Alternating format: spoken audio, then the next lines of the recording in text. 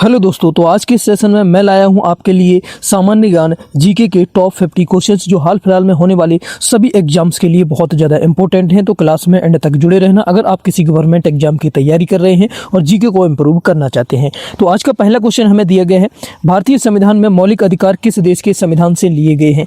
भारतीय संविधान में मौलिक अधिकार जो हैं वो आपके अमेरिका के संविधान से लिए गए हैं।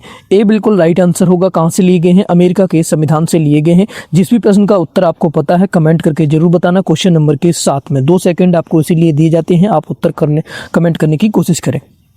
नेक्स्ट क्वेश्चन देखिए, पानीपत का प्रथम युद्ध बाबर और किसके बीच लड़ा गया था। पानीपत का प्रथम युद्ध बाबर और दूसरा व्यक्ति कौन था जिसके बीच में लड़ा गया था? तो बाबर और स्टूडेंट दूसरा शेरशाह सूरी के बीच में लड़ा गया था। किसके बीच में लड़ा गया था स्टूडेंट? इब्राहिम लोदी के, शेरशाह सूरी नहीं, इब्राहिम लोदी के बीच में लड़ा गया था। बाबर और इब्राहिम लोदी के बीच में लड़ा गया था। सी यहाँ पर राइट आंसर होगा। नेक्स्ट क्वेश्चन देखिए, अयोध्या शहर किस नदी के तट पर स्थित है? अयोध्या शहर जो है कौन सी नदी के तट पर स्थित है? तो अयोध्या आपका सरयू नदी के तट पर स्थित है। कहाँ पर है? सरयू नदी के तट पर अयोध्या स्थित है। बी बिल्कुल राइट आंसर होगा। नेक्स्ट क्वेश्चन देखिए, विटामिन सी का रासायनिक नाम क्या है? विटामिन सी का रासायनिक नाम क्या होता है? बहुत ज़्यादा इंपॉर्टेंट क्वेश्चन है। तो विटामिन सी का रासायनिक नाम एस्कॉर्बिक एसिड होता है। डी बिल्कुल यहाँ पर सही जवाब होगा। एस्कॉर्बिक एसिड जो है विटामिन डी का रासायनिक नाम होता है, सी का, सॉरी। नेक्स्ट क्वेश्चन देखिए, भारत का राष्ट्रपति बनने के लिए न्यूनतम आयु कितनी होनी चाहिए? भारत का राष्ट्रपति अगर कोई व्यक्ति बनना चाहता है तो उसकी न्यूनतम आयु सीमा कितनी होनी चाहिए? तो भारत का राष्ट्रपति बनने के लिए न्यूनतम आयु सीमा 35 वर्ष होनी चाहिए। कितनी? 35 ईयर्स जो होनी चाहिए। नेक्स्ट क्वेश्चन देखिए, मौर्य साम्राज्य की स्थापना किसने की थी? मौर्य साम्राज्य की जो स्थापना स्टूडेंट चंद्रगुप्त मौर्य ने की थी। ए बिल्कुल राइट आंसर होगा। चंद्रगुप्त मौर्य ने जो है मौर्य साम्राज्य की स्थापना की थी। जो भी साथी चैनल से नए जुड़े हैं चैनल को सब्सक्राइब कर लें, साथ ही बेल आइकन को भी ऑन कर लें ताकि आने वाली सभी क्लास की जानकारी आपको मिलती रहे सबसे पहले। और सभी स्टूडेंट वीडियो को थम्स अप का बटन दबाकर लाइक कर दें और शेयर कर दें अपने सभी दोस्तों के साथ। एक बार सभी स्टूडेंट जो भी देख रहे हैं वीडियो को लाइक शेयर करेंगे। अगला क्वेश्चन देखिए स्टूडेंट, केंद्र शासित प्रदेश लक्षद्वीप की राजधानी क्या है? केंद्र शासित प्रदेश जो लक्षद्वीप है, लक्षद्वीप की राजधानी की बात की जाए तो आपको याद रखना है लक्षद्वीप की राजधानी कौन सी है, फटाफट से बताएंगे। लक्षद्वीप की राजधानी, लक्षद्वीप की राजधानी जो है करबती है। कौन सी है? करबती, कबरती जो है लक्षद्वीप की राजधानी है। नेक्स्ट क्वेश्चन देखिए, विज्ञान की किस शाखा के अंतर्गत कोशिकाओं का अध्ययन किया जाता है? विज्ञान की कौन सी शाखा है जिसके अंतर्गत कोशिकाओं का अध्ययन किया जाता है? तो कोशिकाओं का अध्ययन साइटोलॉजी में किया जाता है। किसमें? साइटोलॉजी में कोशिकाओं का अध्ययन किया जाता है। डी राइट आंसर होगा। क्वेश्चन नंबर 9 देखिए फटाफट से, भारतीय संविधान का कौन सा अनुच्छेद अस्पृश्यता छुआछूत का अंत करता है? कौन सा संविधान है, कौन सा अनुच्छेद है जो छुआछूत का अंत करता है? तो छुआछूत का अंत की बात स्टूडेंट किसमें की गई है? आर्टिकल 17 में, आर्टिकल 17 अनुच्छेद 17 जो है छुआछूत अस्पृश्यता का अंत करता है, भारतीय संविधान का अनुच्छेद। अगला प्रश्न देखिए, मध्य प्रदेश में स्थित सांची का स्तूप किसने बनवाया था? मध्य प्रदेश में स्थित है सांची का स्तूप, जिसे बनवाया था स्टूडेंट किसने? अशोक सम्राट ने बनवाया था। सी बिल्कुल राइट आंसर होगा। अशोक ने बनवाया था। किसने बनवाया था? अशोक ने। क्या बनवाया था? सांची का स्तूप बनवाया था। नेक्स्ट क्वेश्चन देखिए, भारत में किस राज्य की तटरेखा सबसे लंबी है? भारत में कौन सा राज्य ऐसा है जिसकी तटरेखा सबसे लंबी है? तो सबसे लंबी तटरेखा गुजरात की है। डी यहाँ पर राइट आंसर होगा। सबसे लंबी तटरेखा जो है कहाँ की है? गुजरात की है।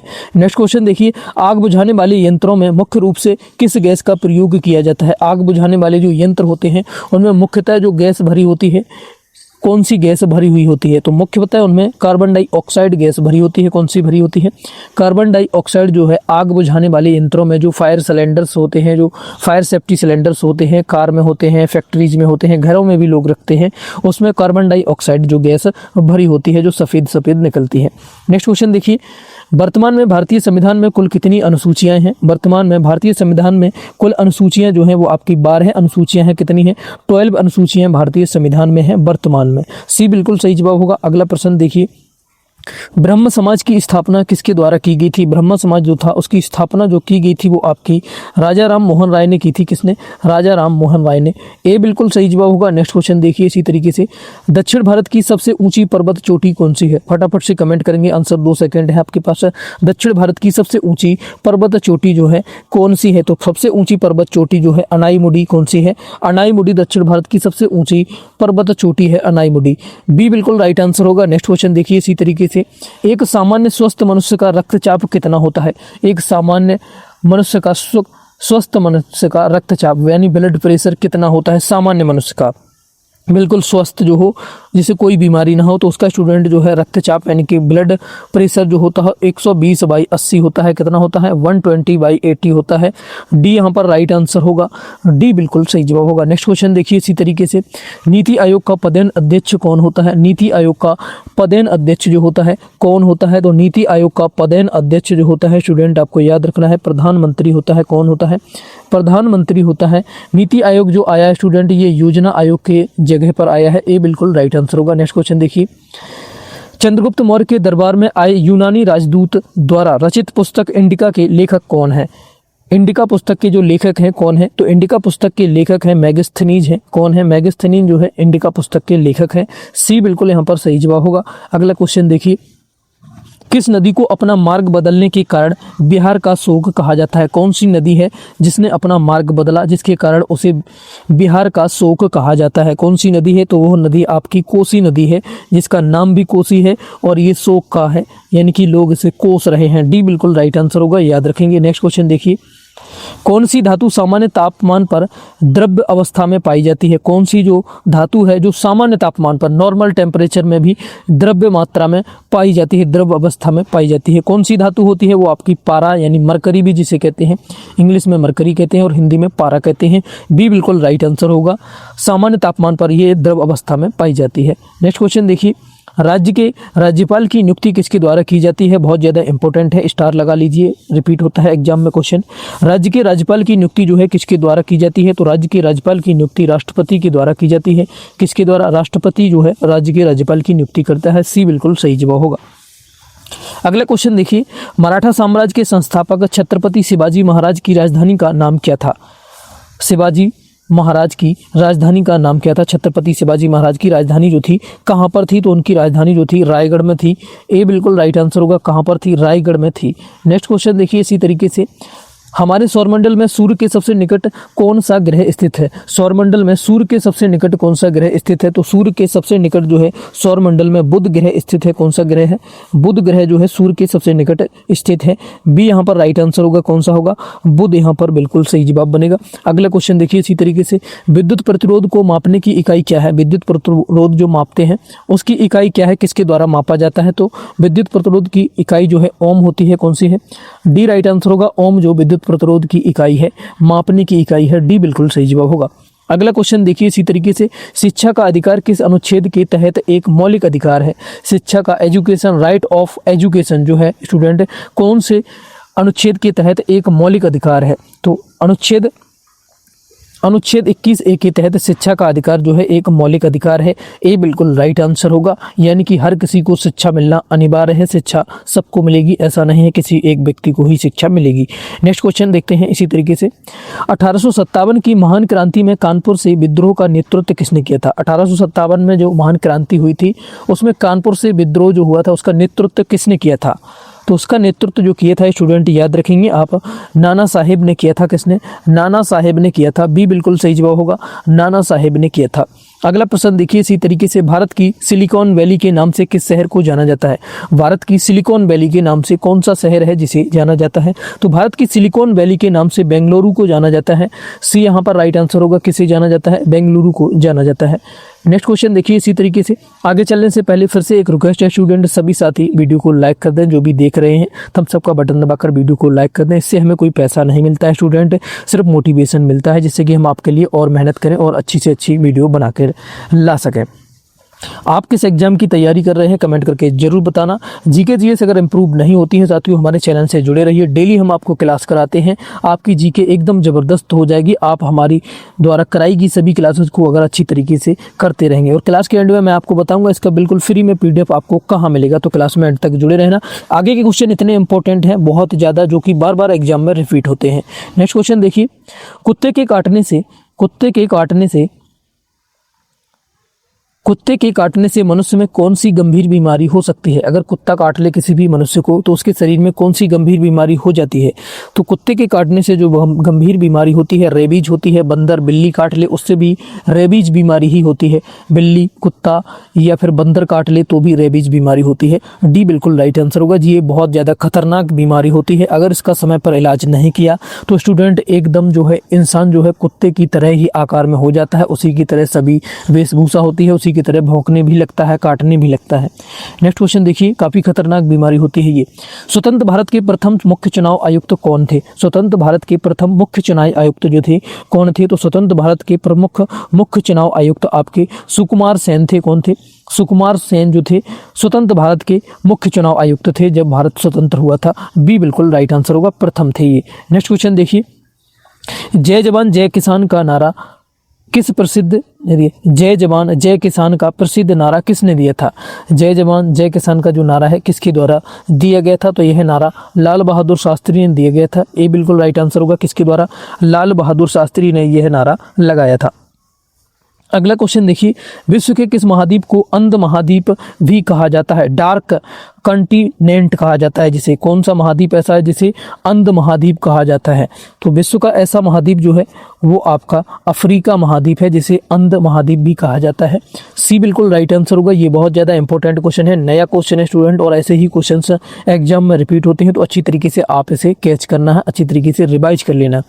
अगला प्रश्न देखिए, मानव शरीर की मास्टर ग्रंथि किस ग्रंथि को कहा जाता है? मानव शरीर की मास्टर ग्रंथि जो है कौन सी ग्रंथि को कहा जाता है? तो मानव शरीर की मास्टर ग्रंथि जो है स्टूडेंट वो आपका पीयूष ग्रंथि को कहा जाता है। किसे? पिट्यूटरी जिसे ग्लैंड भी जिसे कहते हैं, पीयूष ग्रंथि को कहा जाता है। डी बिल्कुल यहाँ पर राइट आंसर होगा। कौन सा? डी बिल्कुल सही जवाब होगा। अगला क्वेश्चन देखिए, भारतीय संसद के उच्च सदन राज्यसभा में सदस्यों की अधिकतम संख्या कितनी हो सकती है? भारतीय संसद के उच्च सदन राज्यसभा में सदस्यों की अधिकतम संख्या कितनी होती है? अधिकतम संख्या इसमें कितनी हो सकती है? तो अधिकतम संख्या इसमें 250 हो सकती है। कितनी? 250 यानी कि 250 अधिकतम संख्या हो सकती है। अगला प्रश्न देखिए, 1858 के अधिनियम के बाद भारत के प्रथम वायसराय कौन थे? 1858 के अधिनियम के बाद भारत के प्रथम वायसराय कौन थे? बहुत इंपॉर्टेंट है, रिपीट होता है एग्जाम में। तो प्रथम वायसराय जो थे वो आपके लॉर्ड कैनिंग थे। कौन थे? लॉर्ड कैनिंग जो थे 1858 के अधिनियम के बाद के प्रथम वायसराय थे भारत के। अगला क्वेश्चन देखिए इसी तरीके से, श्रीनगर को लेह से जोड़ने वाला प्रमुख हिमालयी दर्रा कौन सा है? जो श्रीनगर को लेह से जोड़ता है कौन सा दर्रा है?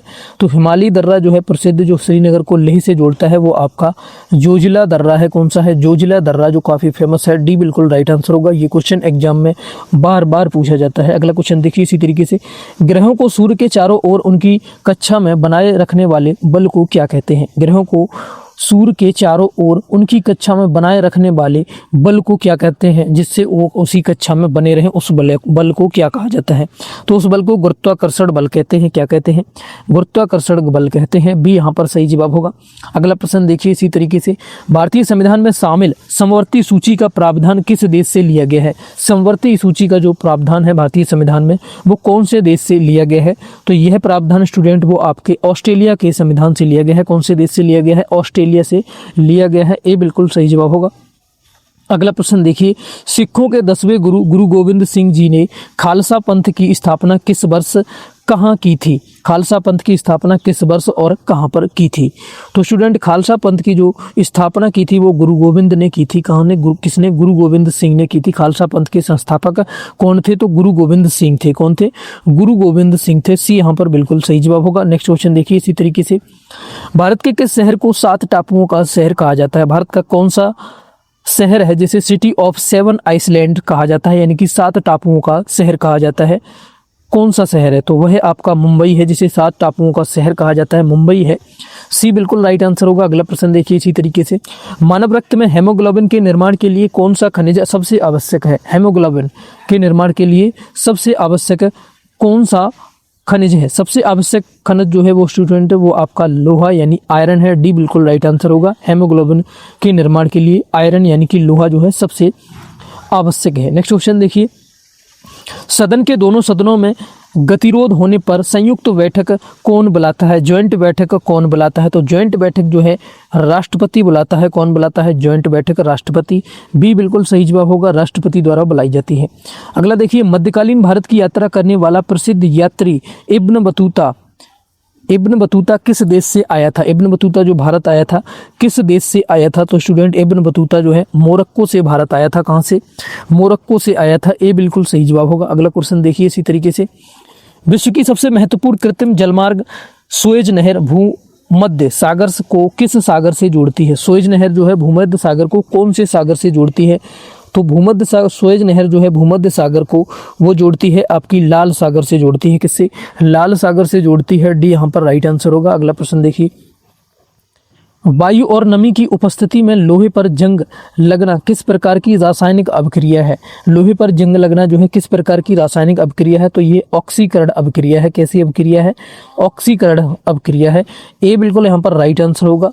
नेक्स्ट क्वेश्चन देखिए इसी तरीके से, डॉक्टर बी.आर. अम्बेडकर ने संविधान के किस अनुच्छेद को संविधान की आत्मा कहा था? ये क्वेश्चन बहुत ज़्यादा रिपीट होता है, इस पर 3 स्टार लगाइए स्टूडेंट।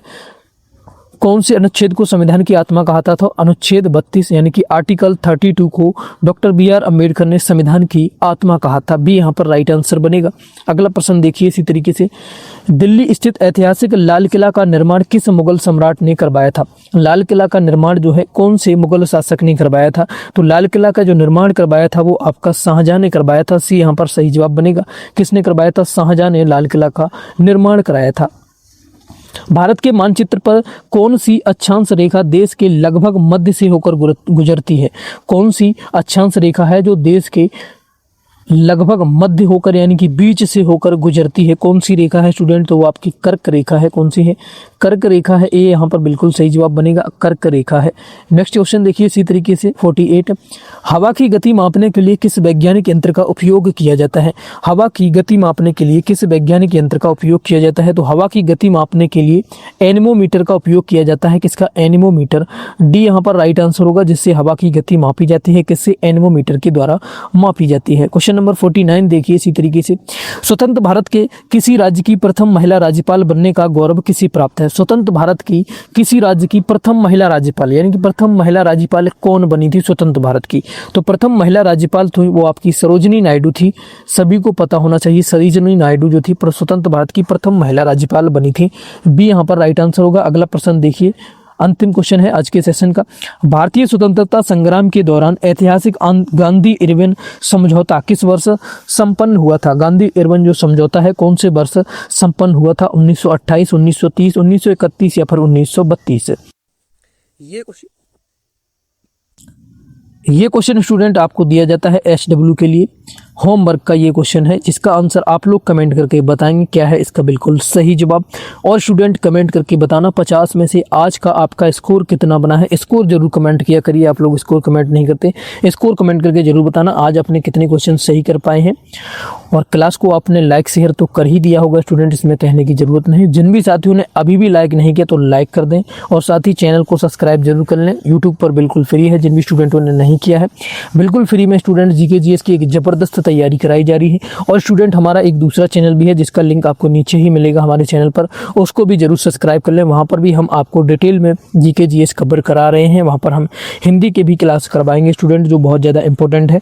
तो सभी स्टूडेंट उस चैनल को भी सब्सक्राइब जरूर कर लें। और साथ ही इस क्लास का फ्री PDF जो है आपको हमारे टेलीग्राम चैनल पर मिल जाएगा, जिसको अगर आपने ज्वाइन नहीं किया है तो लिंक वीडियो के डिस्क्रिप्शन में दिया गया है, वहाँ से जाकर ज्वाइन कर लें।